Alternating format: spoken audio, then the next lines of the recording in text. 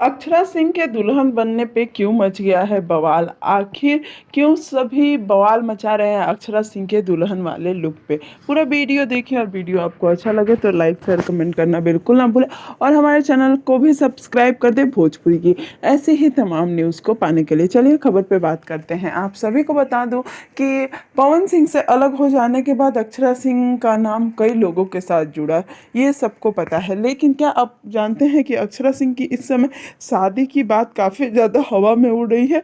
जी हाँ, एक video share किया गया है जिसमें अक्षरा सिंह दुल्हन बनी हुई है और काफ़ी खूबसूरत लग रही हैं।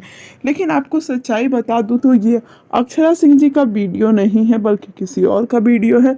इसमें अक्षरा सिंह के फेस को लगाया गया है और कहीं ना कहीं ये लोगों को कंफ्यूज कर रहा है। अभी अभी ऐसे ऐप आ चुके हैं जो किसी के फेस पे किसी का चेहरा लगा सकते हैं, वही हुआ है। आप देख सकते हैं वो दुल्हन वाली फ़ोटो जो इस समय सोशल मीडिया पे वायरल हो रही है। वीडियो कैसा लगा हमें कमेंट में ज़रूर बताएं और चैनल को